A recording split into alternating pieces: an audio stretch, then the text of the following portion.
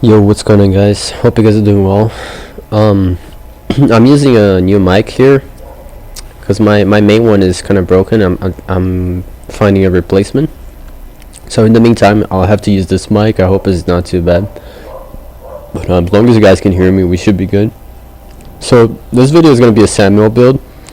It's sort of an updated build, right? I don't think I ever did a video on Samuel actually. But yeah, that's the build I use on him, and that I would recommend. You can see right there on the equipment, I'm using the first equipment there reduces the it's level 2. See, I'm going over the equipment here if you want to pause it too. The first equipment there reduces the let me just go over. So I will use the I switched there, I don't know if you noticed, but on the first passive there, the ability, I'm using the last ability, the third variation of the first little square there, which is you get more critical hits as you were hitting them with the punches. The more punches you do, the higher critical chance you get. Now for the dash, I'm using the immortal, so I gain back my health and I recover from infection when I do the dash attack. And for the first passive, I'm using the one where it increases the damage of the melee weapons, but it also increases how less durability they have. They have less durability, how fast they kind of break down. So that's the last passive I'm using. I actually don't remember. But I actually don't think it matters that much, the last one. Just use whatever you want. So the important really is the damage one, and you can also change the other ones if you want to, like the dash, for example. You don't have to use the recovering abilities if you don't want to. I just found this to be better. It is the most killing focus build, but you still have some regen on the build due to the dash. So when I was testing this build, I also tried using with the immortal, but I just thought it was kind of too much. You could just use the herbs. I don't really need the immortal. So I just remember, speaking of which, the last ability, the last square there, the passive perk ability that I'm using is the one where you he can recover 20 seconds worth of his ability when he does a finisher on the zombies. So that's the one I'm using on the last ability there. I just remember it. You can also, like I said, change anything. The only really important one here is the one that increases the damage of the melee weapons and increases the depletion as well. That's the only important one. The other ones you can kind of vary it if you want to.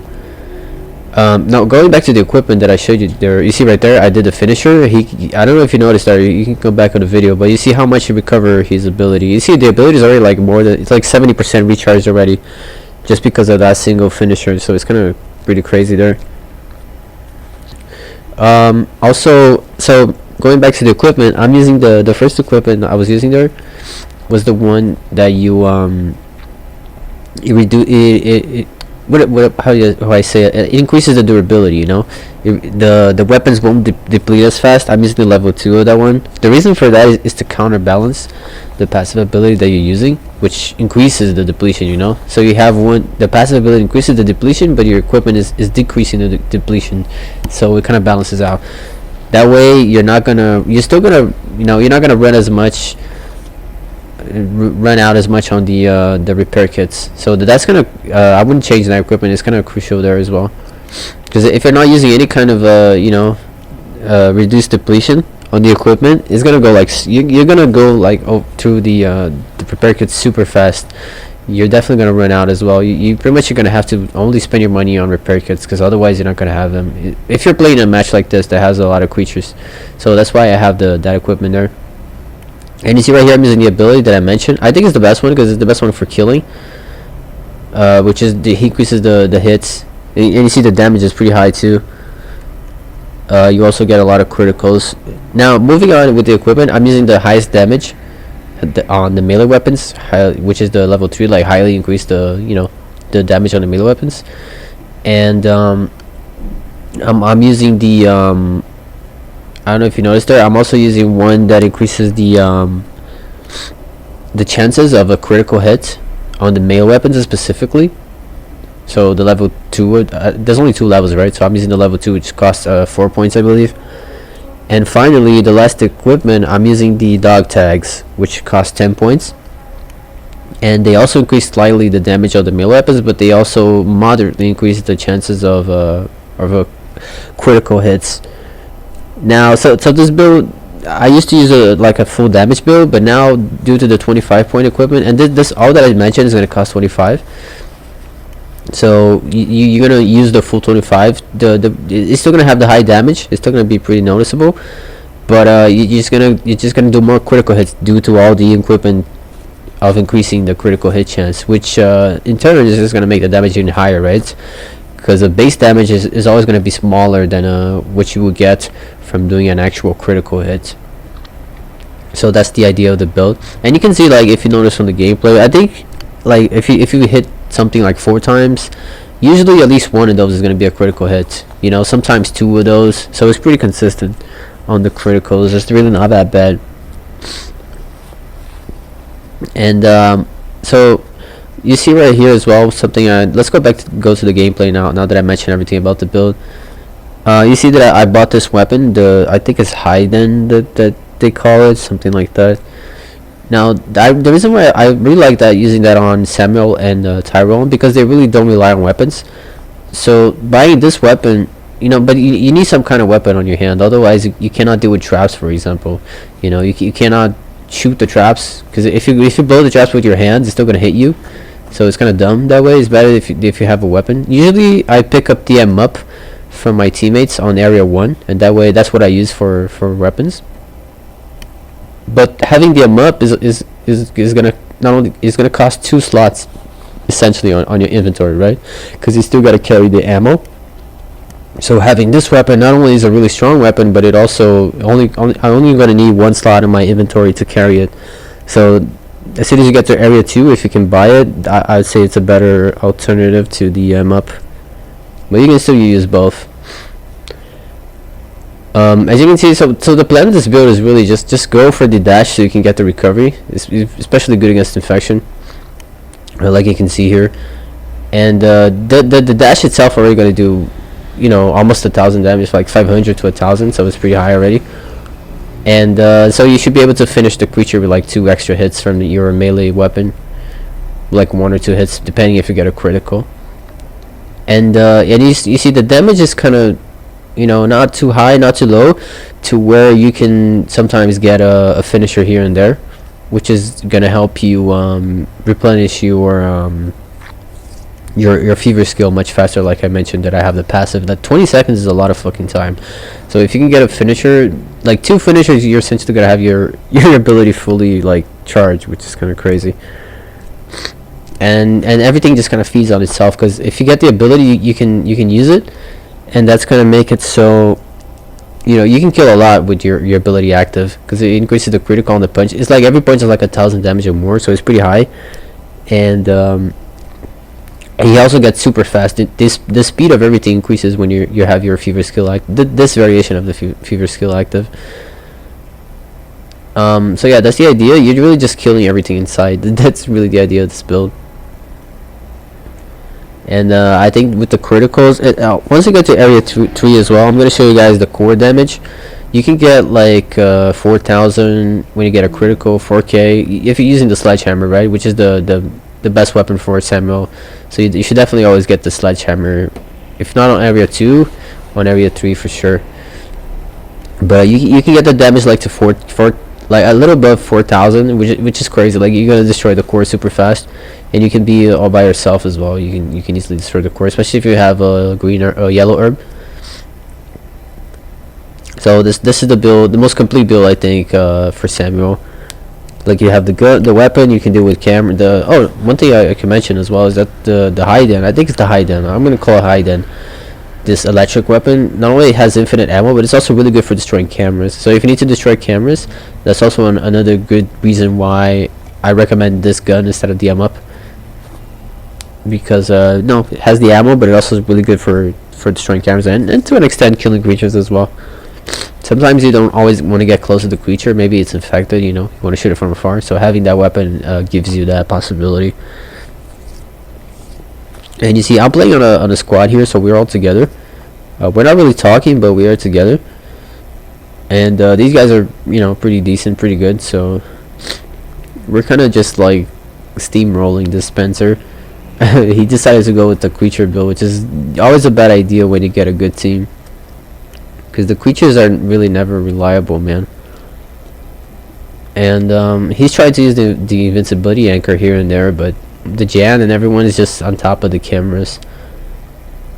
You see also I got the GM there, the special weapon. This special weapon kills the lickers with one shot, so I mainly just save it for the lickers. If you notice that the mastermind is using lickers, this weapon can be quite of a game changer. Because you can kill every licker like one shot. Like he spent 7 points to put a licker on, and you just destroy it with like one shot is pretty dumb. So yeah, this is what I mean, having the weapon. You know, if I had only my melee weapon there, I wouldn't be able to deal with that camera. You know, being in a samurai or melee only. And even if I had an M up, for example, I would have to waste a lot of ammo, especially on area 3, to be able to disable that camera. If I was alone, especially, right? In that case, Jill helped me, but if you're alone, you could definitely imagine how long it would take. Right here, I was kind of lucky. I guess he used the defuel a little bit too far there, but it didn't kill me. But yeah, so that's the reason. Those are all the reasons why you should use the this weapon. I recommend over the M-up. And here's the core. So as you can see, like 2 hits, pretty much everything is dead. You see right there, I got 4,300 on the creature with 1 hit. So it's like crazy damage. And you see right here as well, every punch is getting like more than 1,000. Like you see right there, 1,900 for a single punch on the core. With that speed, it is pretty crazy.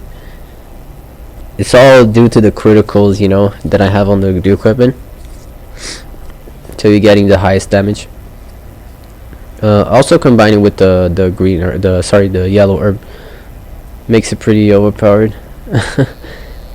So you see right there, we destroy the core, and like I actually think this Spencer might be just using the a bit of the extra health on the core, maybe on that passive, or yeah, probably on the passive, not so much on the equipment, but he might be using extra health core as well, so you can tell how fast he destroys either way, in any way, Samuel, with this kind of with this build. So now here we're located the second core here, and you see right there, I kind of unfortunately should grab the yellow herb. I was hoping I would grab it, but I still have another one, so it's all good. Now this is kind of a problem as well when you have like you have to go to the door and there's so many invincible creatures. But you see my team's all over the cameras. So when you have a team like this that knows what you're doing, is not that big of a deal. Now I'm trying to rush pretty hard here, so I'm just kind of running face first on everything, like traps, creatures. But I was really just trying to rush through and get the core. You see right there the finisher again. It's like the damage is pretty good to where it's not too high but not too low. Because if the damage is too high, you're not going to be able to do the finisher, right? Because the creature is going to die before you. To do the finisher, he needs to be at like I don't know exactly, but I'm assuming it's like 80%, like 90% health. Well, let me say that differently. The zombie needs to be at 10% health essentially from dying. And it's around that number, right? I don't know for sure, but it's around that number, like 10-20%, and then you'll be able to do the finisher on him. But you know, it's kind of random if he's gonna end up at that number or not. So this build is kind of not too high and not too low, to where you can sometimes finish on that range, and you can get the finisher that way and recover your ability super fast. Oh, and like keep in mind as well, if you're using, you should always use your ability as soon as it's available, because killing with your ability, your fists, right, is gonna save you the repair kits. So in a way, it's also an economy choice when I selected this variation for this build, not just for the killing, but also in a way it's pretty economic that you don't have to you know, always be spending the prepare kits, because you can easily clear like an entire room like this with your fever skill. So if you were to do the same with the repair kit, with the melee weapon, you're probably gonna waste like almost a full repair kit to do so. You see right there, now it's time for the core damage. You see I'm getting like 1700 is like the lowest. And when I get a critical, it goes to like 2.5. You see right there, I'm getting quite a lot of criticals. I'm pretty much getting as many criticals as I'm not getting criticals, which is essentially like a 50-50 there. You see right there, he did the finisher as well.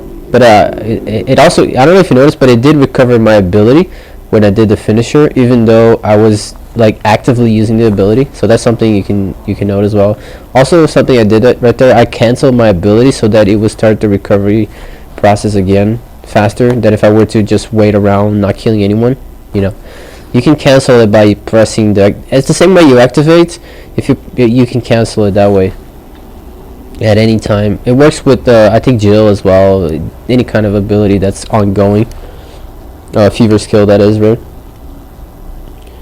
And so like I was saying, now this is the final core, but I don't remember if I had the yellow herb active. You see right there, I did 2,200 damage with a single hit of the sledgehammer. It's pretty dumb. Like, it's pretty high damage. It's kind of stupid.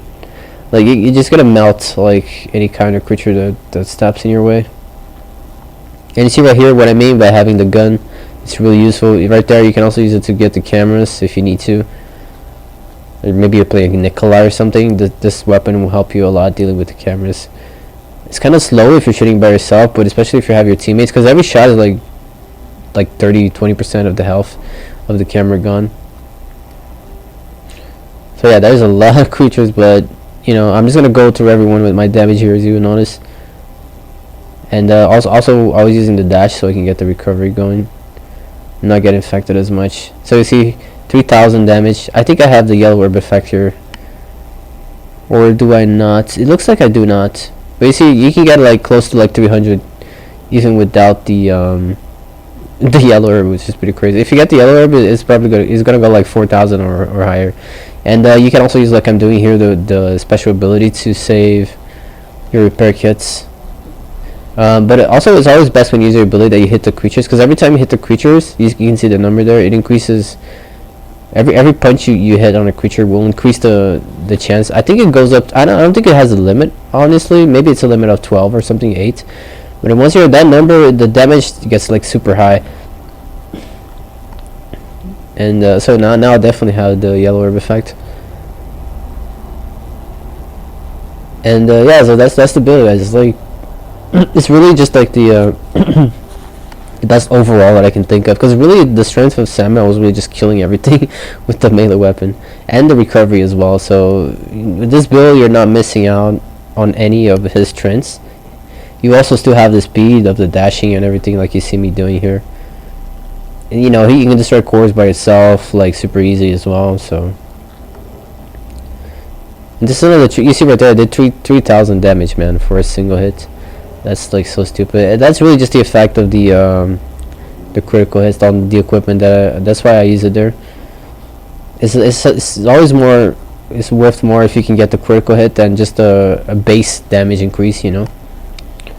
And just like that, I mean, Dispenser did not have a good time. So yeah, guys, that's the build. Easy win right there. I think Samuel is pretty unstoppable. Like I mentioned as well, you can always switch if you want to use the immortal or whatever. You know, you can always switch this around. This is just what I prefer using and what I think it could work best. You could also not use the critical increase, and you could use more base damage instead. But I think the critical does a better job, honestly. As you guys could probably agree with me, considering we're getting like 3,000, like above 2,000 for a single hit. So it's just dumb. But anyways, that's the build. That's what I use for Samuel nowadays, and if you guys want to try it out, hope you guys enjoy. See you guys in the next one.